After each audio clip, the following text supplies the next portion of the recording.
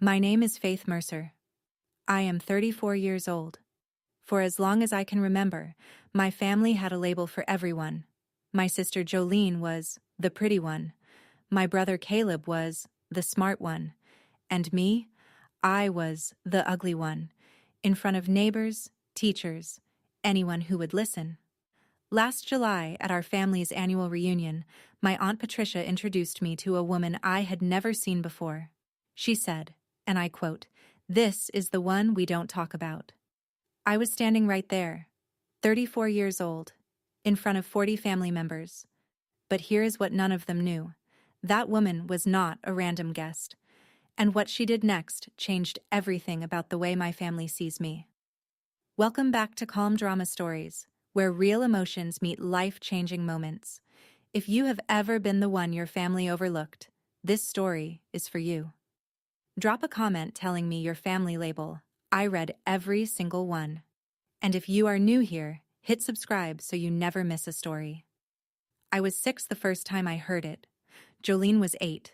It was a Sunday in June, and my mother was sewing matching dresses for every girl in the family. My cousins, my sister, even my aunt's stepdaughter who had been part of the family for exactly 4 months. Everyone got a dress, except me. "Jolene needs something nice," my mother said when I asked. "She photographs well." I got Jolene's hand-me-down from Easter, a yellow dress with a stain on the collar that my mother did not bother to treat because she said it would not show up in pictures. She was right. I was not in any of the pictures. That afternoon, we drove to my grandmother's house for a church potluck. I remember standing on the lawn in my stained dress while my Aunt Patricia held Jolene's face in both hands and said, "This one is going to break hearts." Then she looked at me, tilted her head, turned to a neighbor and said, "That one got the Mercer nose. Poor thing." My mother heard it. She was standing 4 feet away. She did not correct Patricia. She did not say, "That is not kind." She laughed. A short, soft laugh, like Patricia had said something everyone already knew. I stood there in the yellow dress, 6 years old. I did not know the word ugly was a verdict. I thought it was something you could wash off, like the stain on my collar. Something temporary. It was not temporary. My mother, I would learn many years later, had studied architecture for 1 year at the community college before she got pregnant with Jolene at 19. She dropped out, married my father, and never drew another building again. But I did not know that yet. All I knew was that my sister got a new dress and I got a label. The label worked like a sorting system. Once it was in place, everything else organized itself around it. School photos. Every fall, the order forms came home. My mother ordered a full portrait package for Jolene, 8 by 10 glossy, framed living room wall. For me, she checked the box for wallet size, $2.50. The prints went into a kitchen drawer with expired coupons and dead batteries. Birthdays. Jolene got theme parties, princess party at 7, spa party at 10, pool party at 12, with a DJ. My birthday was 3 weeks after my brother Caleb's. Every year my mother combined them. "It just makes sense," she said. The cake always said, "Happy Birthday, Caleb," with my name squeezed underneath in smaller frosting letters, like an afterthought someone had caught at the last minute. Christmas morning. Jolene opened boxes of carefully chosen outfits, coordinated sets, shoes that matched, a coat with a faux fur collar the year she turned 14. I got books. "You like reading, right?" my mother would say, not as a question, but as an instruction. "Here is what you are. Here is what you get." My brother Caleb played his part too. The smart one.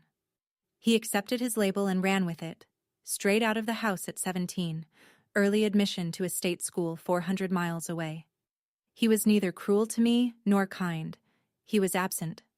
And absence, I learned, is its own form of agreement. A label is not a word. It is a permission slip. It tells everyone around you exactly how much space you are allowed to take up, how much attention you deserve, how much effort you are worth. My family wrote that permission slip when I was 6, and every year after that, they renewed it.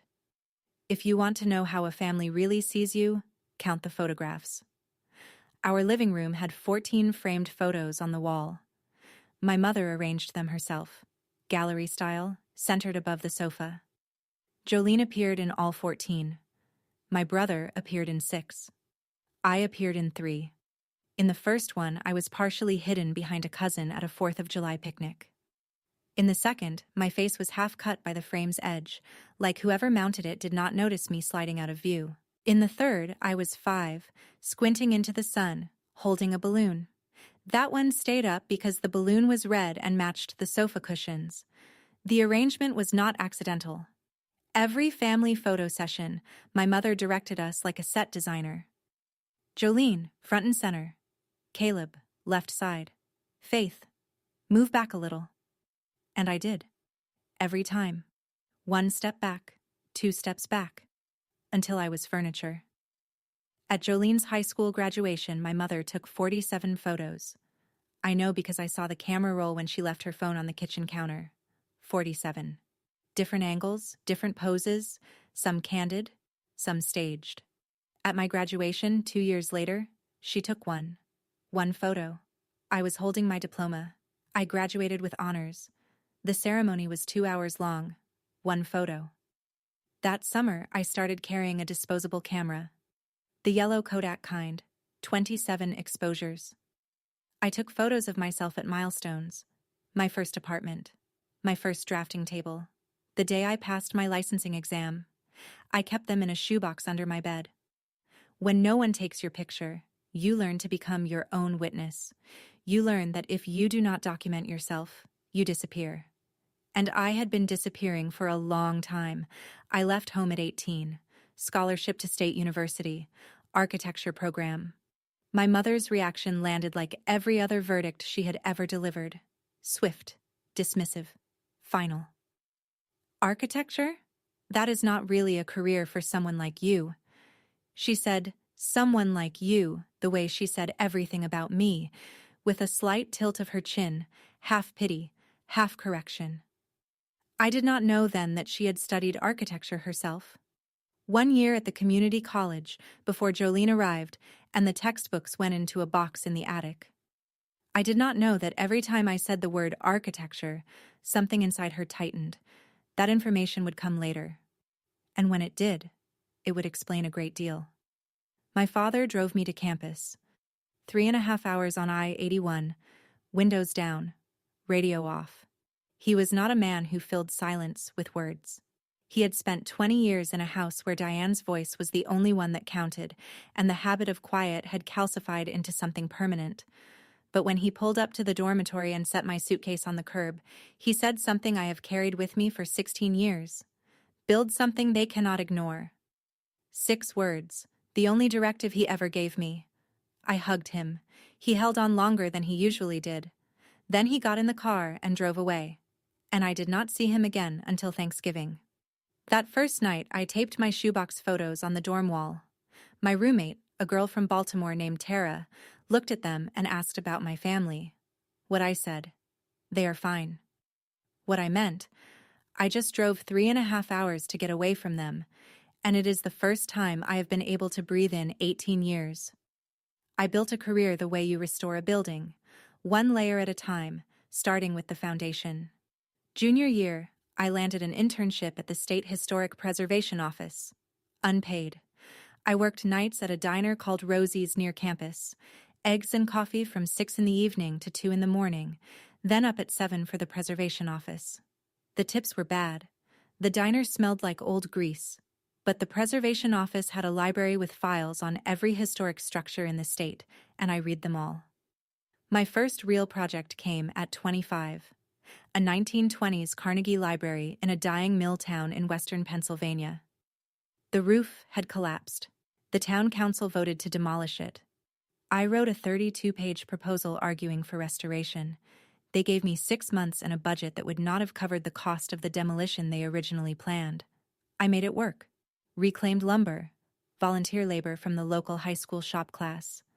I slept in my car 3 nights because the nearest motel was 40 miles away and I could not afford the gas.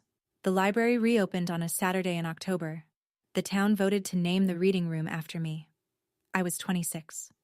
By 28, I had my own studio. 3 people, including me. We specialized in courthouses, churches, post offices, the bones of small towns that everyone else had given up on. By 32, a courthouse restoration in West Virginia won a state preservation award.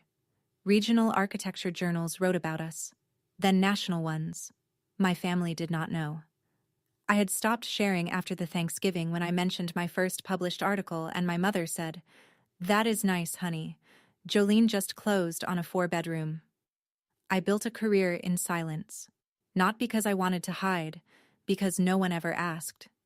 I was 16 the first time I understood my mother. We had a half day at school and I came home early. The house was quiet. My mother was at work, Jolene at cheerleading practice, Caleb at robotics club.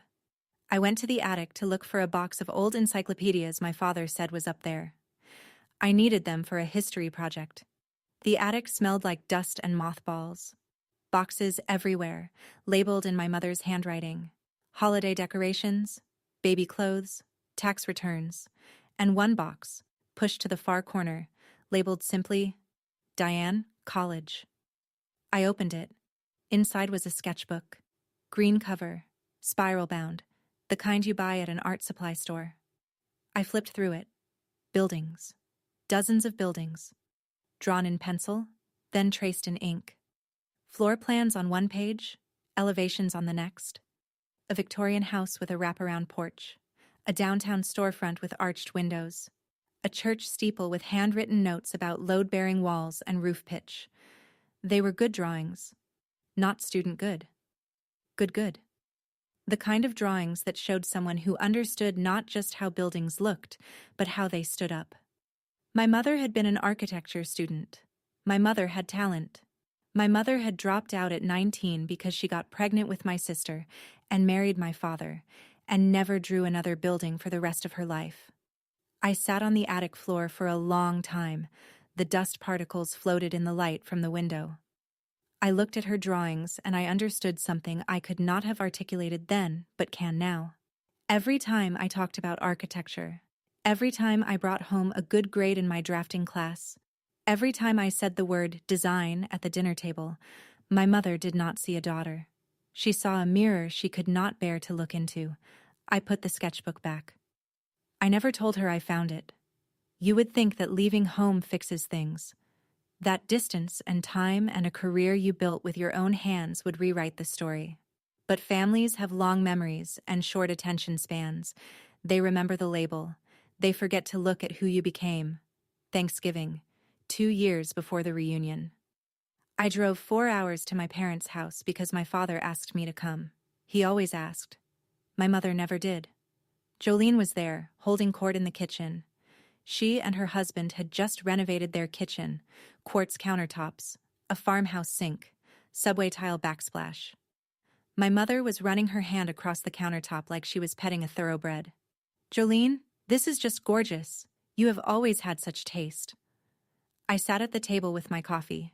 When there was a pause, I mentioned that a courthouse project I had led in West Virginia had won a state preservation award.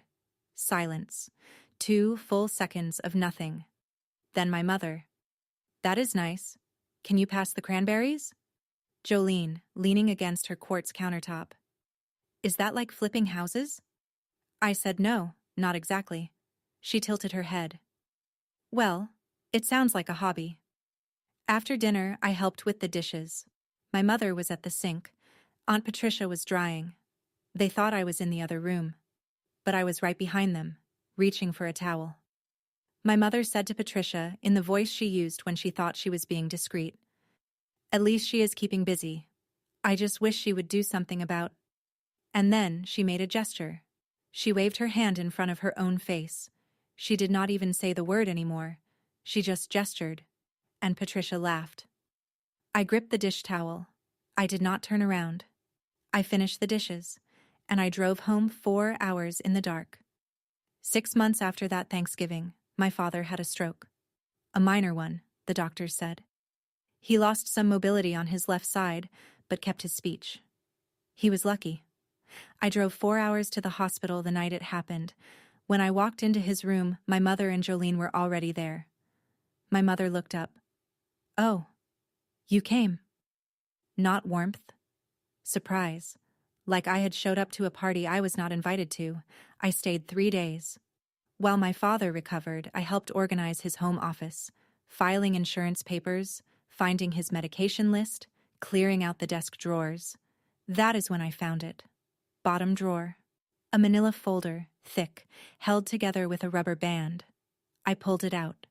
Inside, articles. Every one of them about me. Press clippings from small-town newspapers, printouts from architecture blogs I had never heard of, award announcements, a scanned copy of the article from the West Virginia Preservation Journal, a photograph of the restored library. He had printed it on regular paper from his home computer, slightly pixelated, the colors a little too warm. The folder spanned 8 years. He had been collecting them since my first published project. Some of the blog printouts had URLs so long they wrapped across 3 lines of text, which meant he had sat at his slow desktop computer and typed them in character by character. He never told my mother. He never shared them with anyone. He just kept them, in the bottom drawer, under his tax returns. I sat on the floor of his office with the folder in my lap. I did not cry. I just sat there, holding the weight of 8 years of silent witness. Later, my father saw me standing in the doorway. He looked at the folder in my hands. He did not speak. He nodded. Once. My father never said the words, but he kept the receipts. July came with the kind of heat that turns the air visible. Shimmering waves rising off asphalt, cicadas sawing through the afternoon, and the annual Mercer family reunion, held every year at my grandmother's house. My grandmother passed 3 years ago. My mother inherited the house and insisted on keeping the reunion tradition alive. Not because she loved tradition, because she loved having a stage.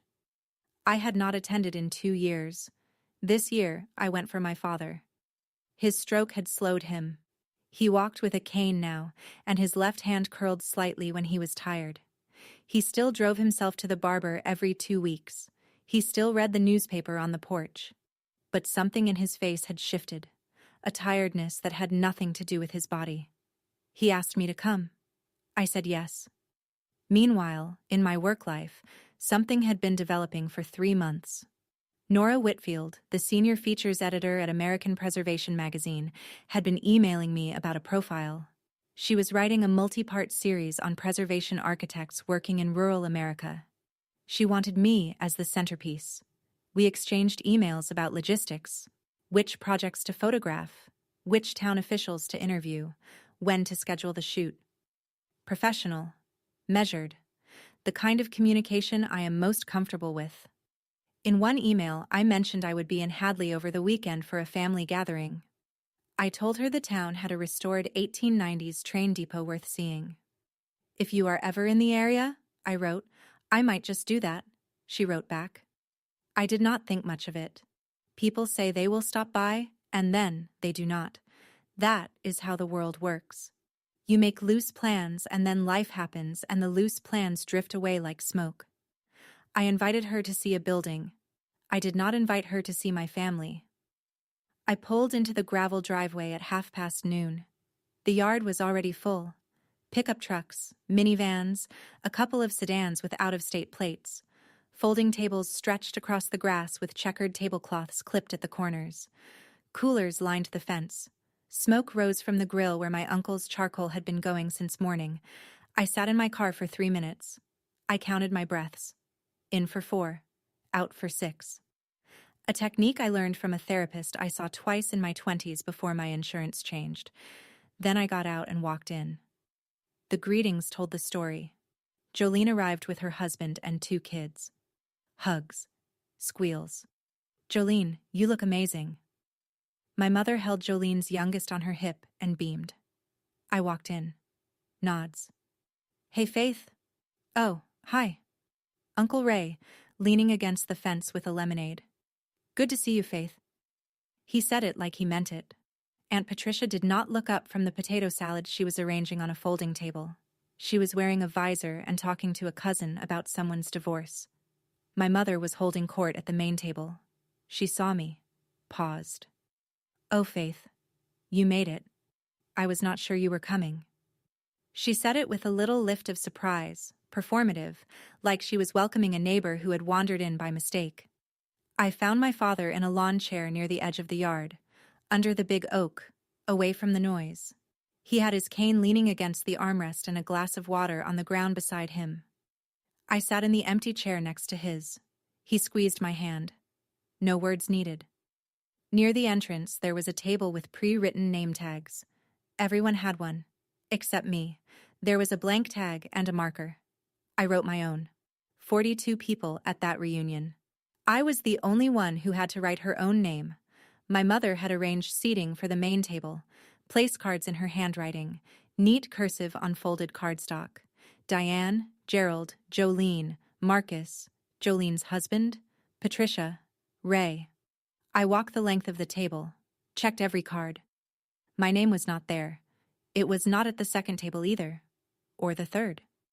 I was expected to find a spot at the folding chairs, the overflow seating, the table where the children sat, legs swinging, ketchup on their fingers. So I sat there, between a 7-year-old named Bryson who was building a tower out of chips and a 10-year-old girl playing a game on her mother's phone. From the kids' table, I could see the main table clearly. Jolene's husband Marcus was talking about their new vacation property. 3 bedrooms, right on the lake. We got it for under 4. My mother leaned forward, nodding, invested, proud. Jolene scrolled her phone, occasionally looking up to add a detail. A cousin I barely recognized approached me. "So what do you do again?" Before I could answer, Aunt Patricia's voice carried across the yard. "She does something with old buildings, fixing them up or something." She waved her hand, the same hand gesture my mother used for my face. "I am an architect," I said. Patricia. Right. Like on those home shows." "Not exactly." My mother, from the main table, not even turning around. "Jolene, tell everyone about the beach house." I ate in silence. Potato salad, a hamburger that was slightly pink in the middle, a cup of lemonade that tasted like it had been mixed with too much water. I watched the dynamics I had been watching for 34 years. The same choreography, the same roles, the same script. I had been watching this performance my entire life. What I did not know was that someone else was about to watch it too. If you have ever sat at the kids' table while the rest of your family pretended you did not exist, I see you. That invisible feeling? It does not mean you are invisible. It means they stopped looking. If this story is hitting close to home, drop a like. It helps more people find stories like this. Now let me tell you what happened next. After lunch, the relatives drifted into the living room. Someone pulled out the photo albums, 3 thick binders with leather covers and plastic sleeves that crackled when you turned the pages. "Remember when?" became the chorus of the next hour. "Remember when Jolene won the Junior Miss pageant? Remember when Caleb got into the science fair regionals? Remember when we all drove to the shore and Jolene wore that little sailor outfit?" I stood in the doorway and watched. Album after album.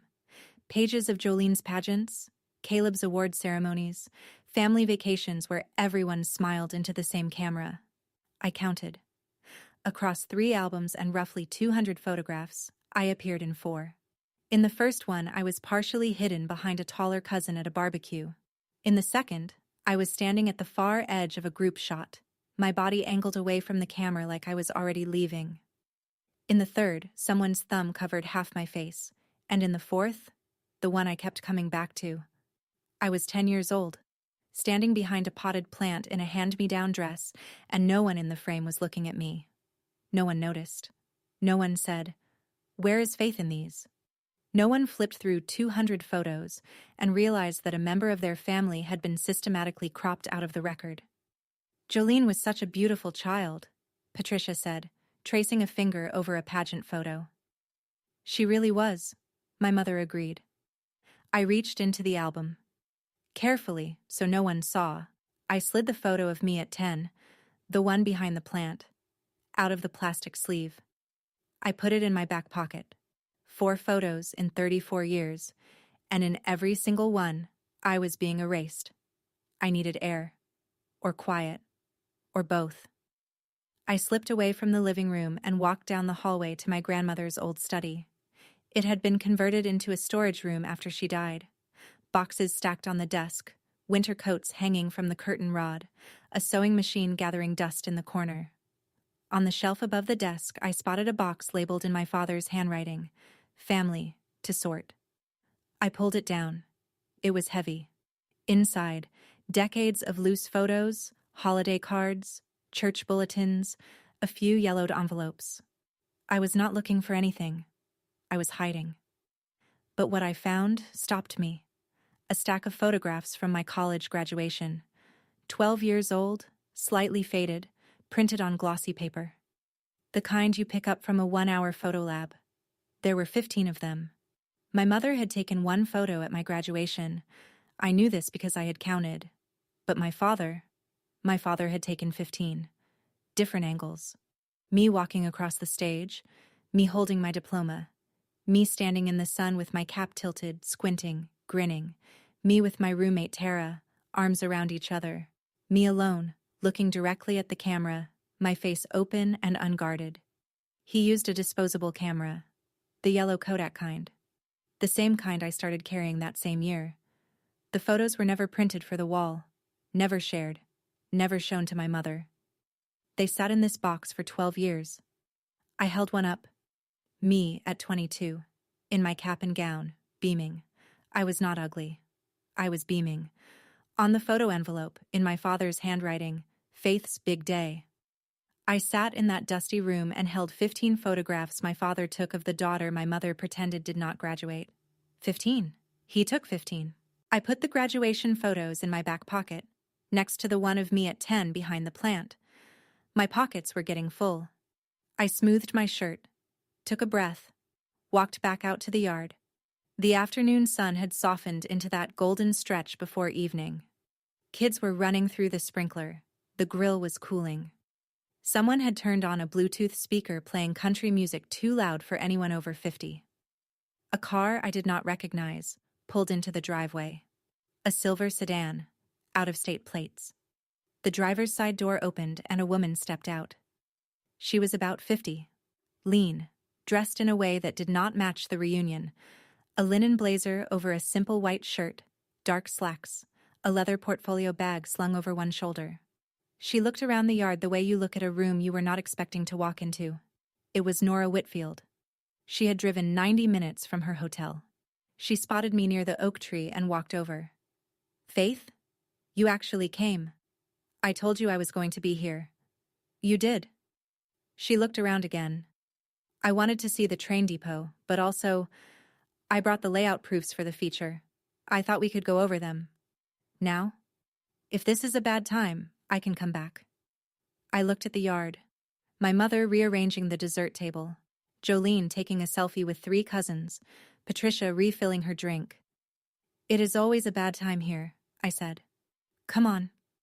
I led her to the kids' table. We sat down. She opened her leather portfolio and spread out printed photos of my completed projects.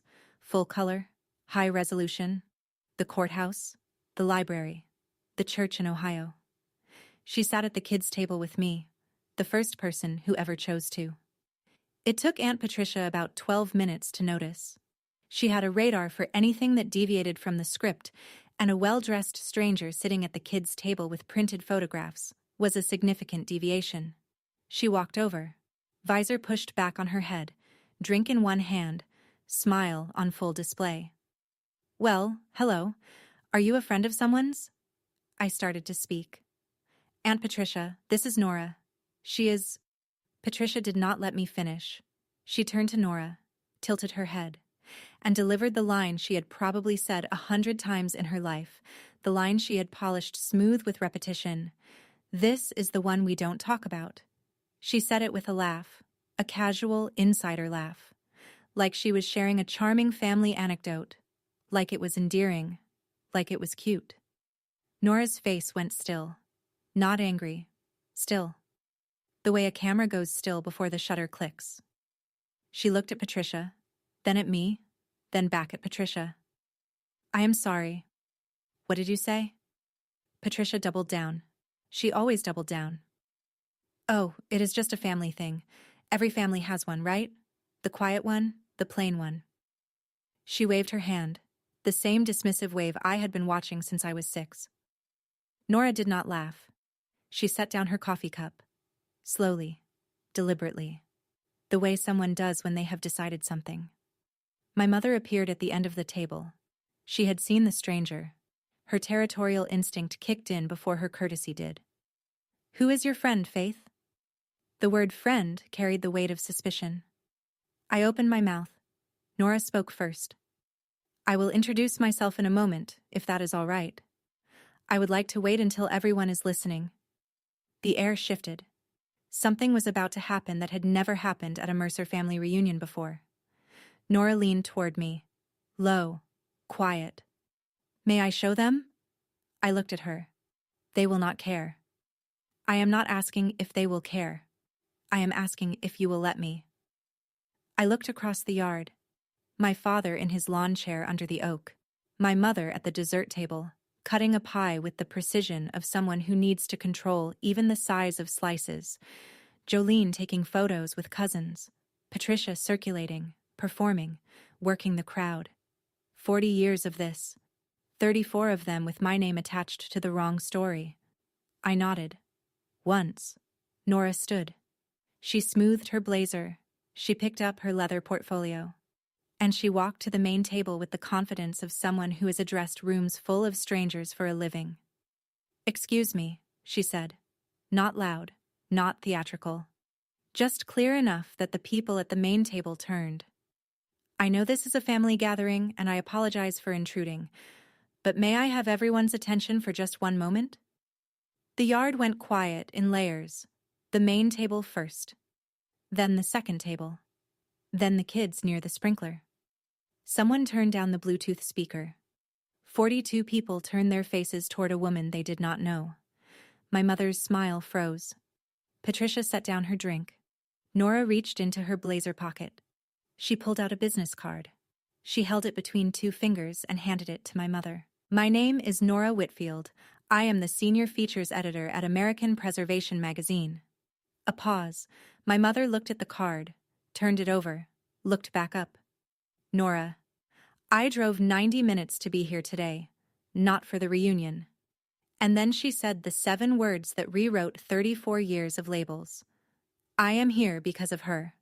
Nora pointed at me, not a dramatic gesture, a simple extension of her arm, palm open, the way you identify someone in a lineup. Factual.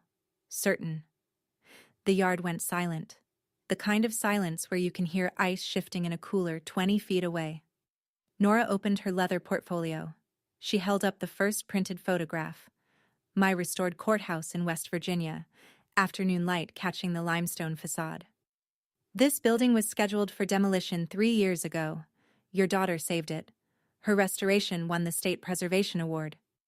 She held up the second photo.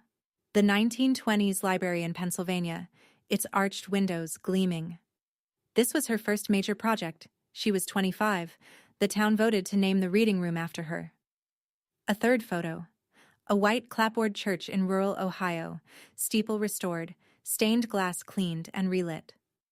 The congregation wrote us 63 letters. 63 families asked us to feature the architect who saved their church. She set the photos on the table, spread them out so everyone could see. My mother stared at them like someone had placed foreign objects in front of her. Jolene's phone was on the table, face down. First time all day. Nora looked at my mother, then at Patricia, then at the rest of the family, table by table, face by face. Faith Mercer is one of the most important preservation architects working in America today. She has saved 11 buildings across 4 states. Her feature will run as our October cover story. She paused. Let the words land. "And she is your family. I assumed you knew." The politest devastation I have ever witnessed. 5 words. "I assumed you knew." Delivered without judgment, without malice, just pure, professional clarity. Patricia put down her drink. Her mouth opened. Nothing came out. My mother recovered first. Instinct. Decades of controlling the family narrative had built a reflex that fired faster than honesty. Well, of course we knew. Her voice was bright. Too bright. The voice she used when the pastor came for dinner, or when a neighbor dropped off a casserole after my father's stroke. Faith has always been, we have always been very proud. She smiled. The smile did not reach her eyes. It stopped somewhere around her cheekbones and stayed there, pinned in place like a corsage. I said nothing. I watched my mother lie to a room full of people who had watched her diminish me for 3 decades, and not one of them looked surprised. They were used to it. This was just a new version of the same performance. Aunt Patricia pivoted. I was just teasing earlier. Faith knows I adore her. She reached for my arm. I stepped back. Not dramatically, just enough that her hand closed on air. Jolene went defensive, her default setting. I mean, we knew she did renovation stuff. She never really talked about it. She crossed her arms. The universal posture of someone rewriting history in real time. Nora said nothing. She stood with her portfolio under her arm and watched the family recalibrate. She had seen what she needed to see. At the second table, a cousin whispered something to her husband. Uncle Ray set down his plate. He was watching me. Not my mother, not Patricia. Me. And then my father's niece. A 16-year-old named Samantha, who I had met exactly twice, walked over from the sprinkler, water dripping from her hair. She looked at the photos on the table, looked at me. Wait, Aunt Faith? A town named a room after you? I looked at her. I smiled, the first real smile of the day. They did. That is so cool. Simple, honest, and the contrast with every adult in that yard was devastating. My mother found me near the kitchen screen door. She had waited until the crowd thinned around the main table, until attention had scattered, until she could corner me without witnesses. She had been doing this my whole life, saving the worst conversations for private spaces where no one could verify what she said. Why would you do this? Her voice was low, controlled. The kind of controlled that is 1 degree away from breaking. Why would you bring a stranger to humiliate me? I did not bring her to humiliate anyone. She came because she thinks my work matters. Your work. She said it twice, as if repetition could drain the word of meaning. Your work. Do you know what I gave up so you could go to that school? I sacrificed everything for this family. There it was. The script she had been reciting for 35 years. The script that turned every conversation about my accomplishments into a monologue about her losses. You sacrificed your architecture program when you got pregnant with Jolene, I said. I know. I found your sketchbook. The color left her face. Not slowly, all at once, like someone had pulled a drain plug. She stared at me. Her mouth moved, but no sound came out for 3 full seconds. That is none of your business. You were talented, Mom. You were really talented. I kept my voice even. But that is not my fault. She could not respond to that.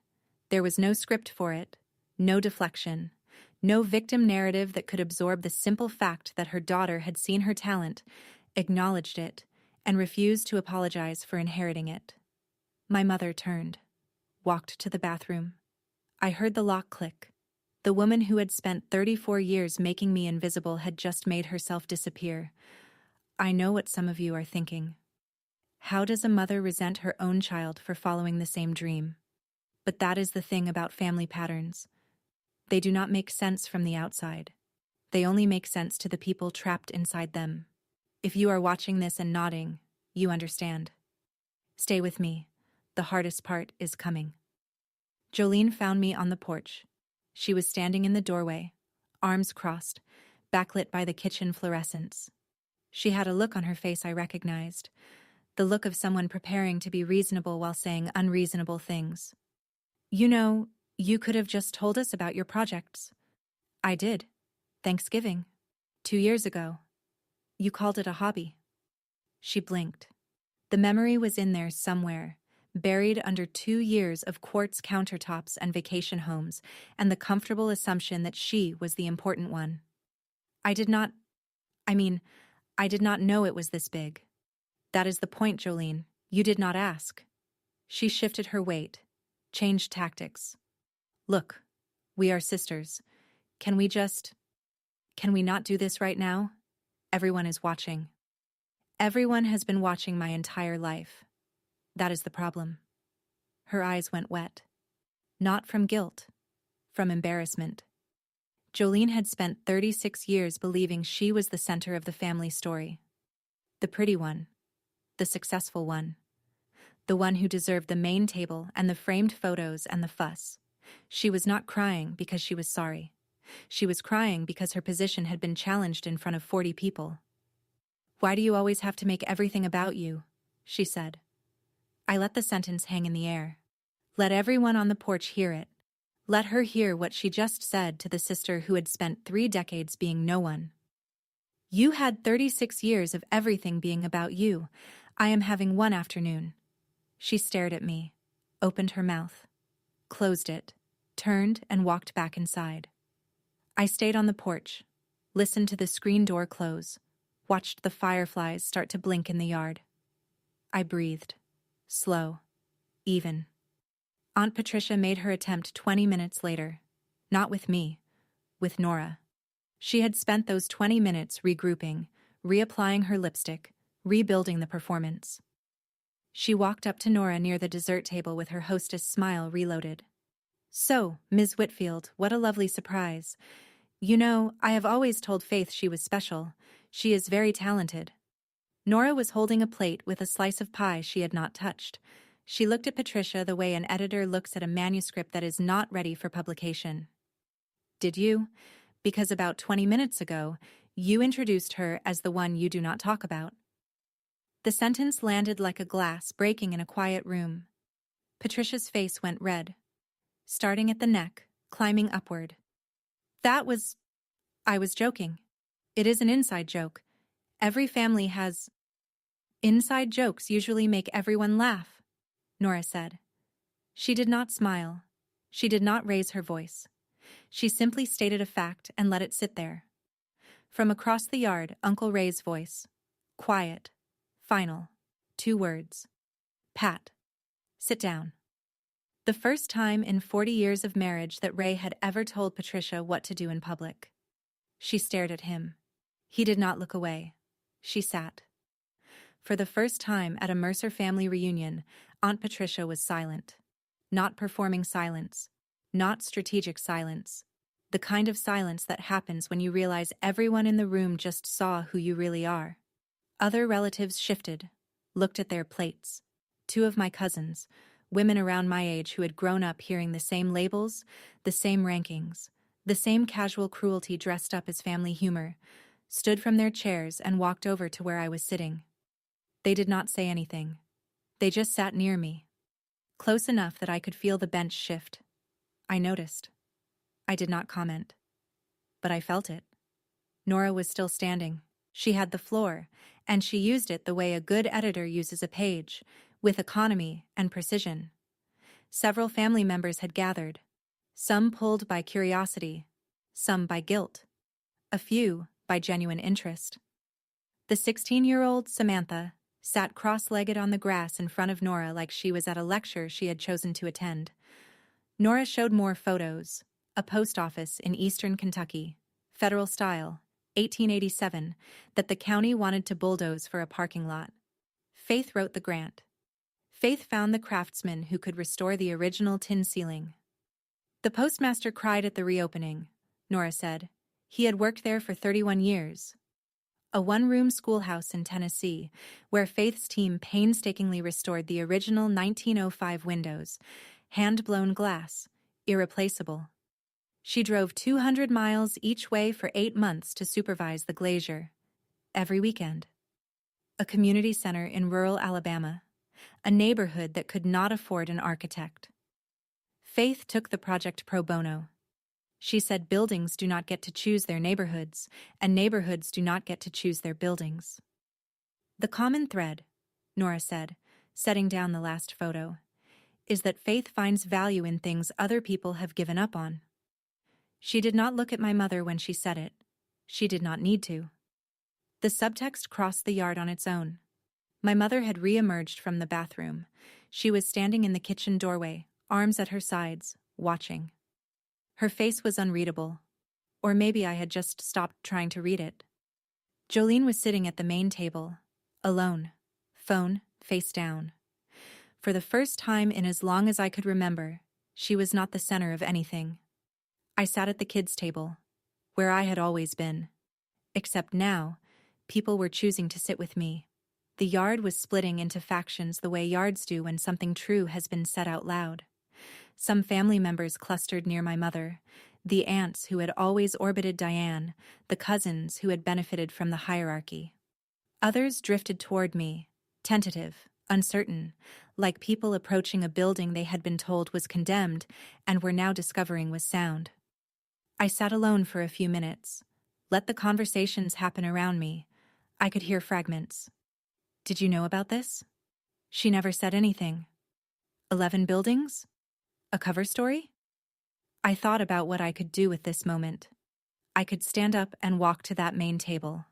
I could list every birthday that was combined, every photo I was cropped from, every hand-me-down dress, every time the word ugly was used as a label, a joke, a fact. I could lay out 34 years of evidence in front of 42 witnesses and make them feel exactly what I felt every single day of my childhood. But that is not who I built myself to be. I restore things. I do not demolish them. I made 2 decisions. I would talk to my father, and then I would leave. I found Nora near her car. "Thank you for coming. I mean it." "I did not do this for drama," she said. "I did it because your work deserves to be seen. The magazine piece will run regardless of what your family thinks." "I know." She handed me a folder, the formal layout proofs for the feature, annotated with her editor's notes. "Look these over when you are ready. No rush." I took the folder, set it on the passenger seat of my car. Then I turned and walked back across the yard. Every eye followed me, not because I was the ugly one, because I was the one who mattered. My father was still in his lawn chair under the oak tree. He had not moved during any of it. Not during Nora's reveal, not during my mother's performance, not during any of the conversations that followed. He sat with his hands on his cane and his eyes on the yard, watching his family the way he had always watched them. From the edge, with the expression of a man who wanted to speak, but had forgotten where he put his voice. His eyes were wet. I pulled a chair next to his, sat down, took his hand, the one with the slight curl from the stroke. "I found the photos, Dad, in the study, the ones you took at my graduation." His chin trembled. He looked at the oak branches overhead, then back at me. 15 photos, I said. "You took 15. 3 seconds of silence. Then, in a voice I had to lean close to hear, "Should have been more." I reached into my back pocket, pulled out one of the graduation photos, the one of me at 22, beaming, holding my diploma, looking straight at the camera with a face that was not ugly, a face that was proud. "And the folder, Dad, in your desk. 8 years of clippings." He squeezed my hand. The curl in his fingers tightened. "I should have said something," he said. His voice caught. "Should have fought harder. For you." "You kept the receipts, Dad." I put the graduation photo in his hand. He held it the way you hold something fragile. "Keep this one in the living room, not in a box." He looked at the photo, ran his thumb across the glossy surface, the image of his daughter at 22, on the day his wife took 1 photograph, and he took 15. He nodded, the same nod from the hospital doorway. Slow, full of everything he never said. My mother came across the yard like weather. You could see her building.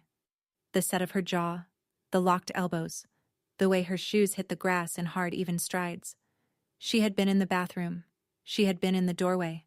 She had been watching from the perimeter, waiting for the right moment to reclaim the stage. Faith Eleanor Mercer. Full name. The weapon of mothers who believe that naming you fully is the same as owning you. You come to my family reunion and you bring a stranger to humiliate me?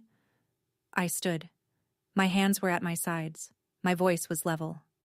No one humiliated you, Mom. Nora came to talk about my work.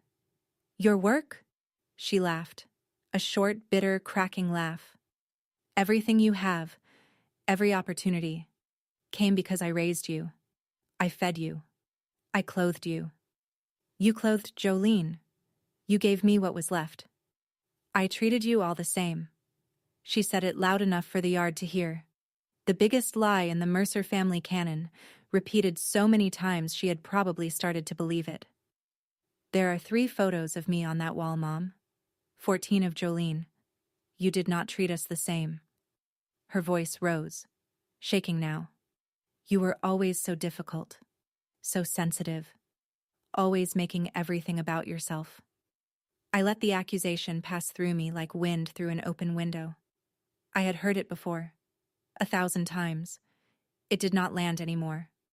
I did not make myself the ugly one, Mom. You did. And you made sure everyone knew it. The yard was silent. 40 people heard it. Nobody moved. My mother's face crumpled, not into remorse, into self-pity. The tears came, but they were the tears of a woman who had been caught, not a woman who was sorry. After everything I have done for this family, after everything I have sacrificed, this is how you repay me. I am not repaying anything, I said. I am leaving. My voice had not risen. Not once. My mother was the one shaking. My mother was the one shouting, and I was standing still. I turned from my mother and walked across the yard. The grass was soft under my shoes. The light was amber now. That golden hour photographers love, the hour where everything looks kinder than it is. Nora was standing by her car. She handed me an envelope. The formal offer letter, cover feature, October issue. We will need you in New York for the photo shoot in September. I took the envelope, held it. Thank you, Nora, for everything. Thank your buildings, she said. They did the talking. I looked back at the yard one more time. Patricia was sitting in a lawn chair near the fence, alone, staring at nothing. Her visor was off. Without it, she looked smaller. Jolene was on the far side of the yard, texting, her back to everyone. My mother was being attended to by 2 aunts who were performing concern the way they had performed everything, loudly, publicly, without substance. Uncle Ray caught my eye from across the grass. He nodded. The same steady nod my father gave. The nod of a man who should have spoken up years ago and knew it.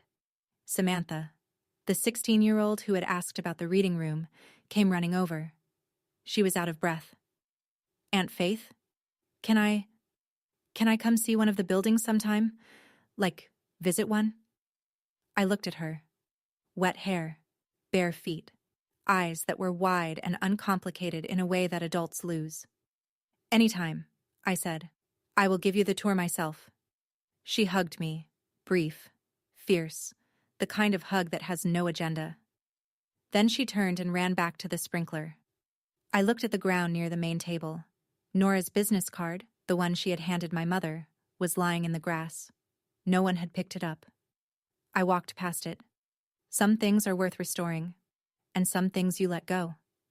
I got in my car, set the envelope with the offer letter on the passenger seat next to the layout proofs. On top of them, I placed the graduation photo, a copy my father insisted I keep. One for me, one for you, he had said. A pact between 2 quiet people. I pulled out of the gravel driveway. I did not look in the rearview mirror. The highway unfolded ahead of me, straight and long and empty in the way that only summer highways in the early evening can be.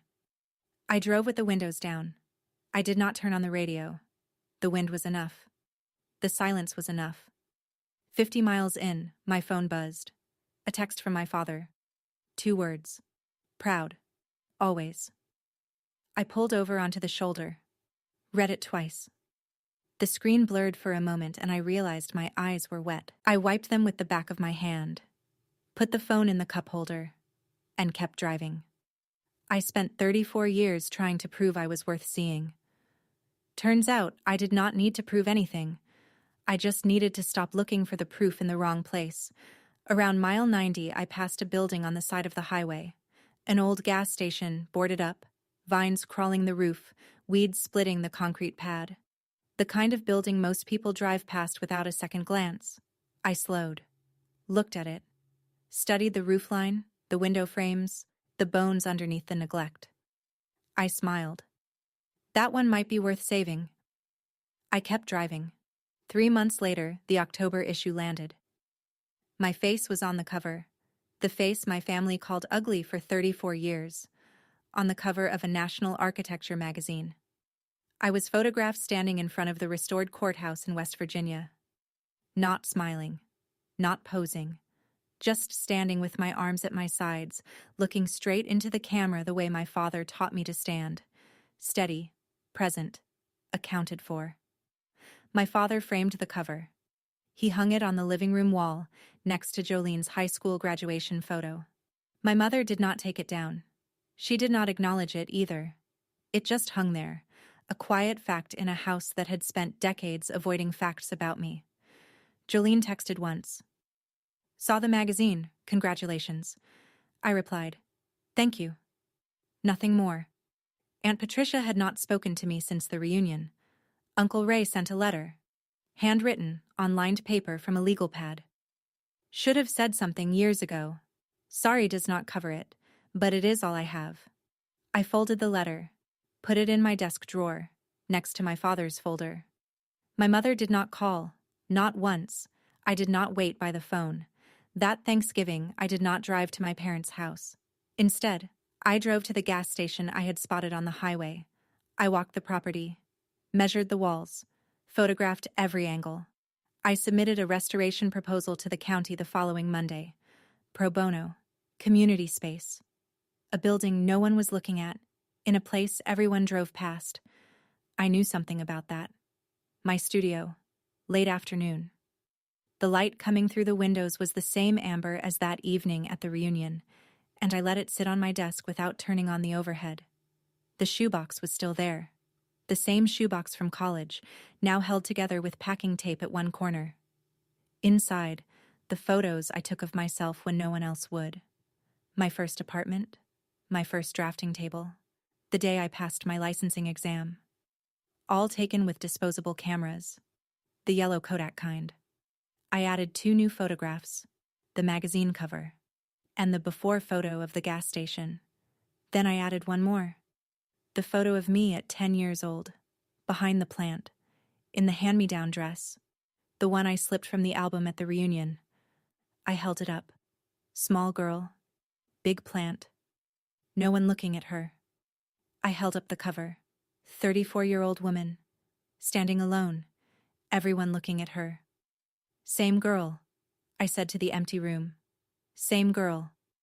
I placed the photos side by side in the shoebox, closed the lid, set it on the shelf above my desk where my drafting tools used to sit. Some people keep trophies. I keep proof that I was here. Here is what I know now. You cannot restore a family that does not want to be fixed, but you can build a life that does not need their approval to stand. Every building I have ever saved started the same way. Someone looked at it and said it was worthless. And then, someone else looked closer, saw the bones, saw the craft, saw what it could become if someone just cared enough to try. I was never the ugly one. I was just in the wrong room. That is my story. 34 years of labels, one stranger with a business card, and a shoebox full of proof that I was always worth seeing. If this story reminded you of your own family, share it with someone who needs to hear it. Drop a comment, hit subscribe. I will see you in the next one.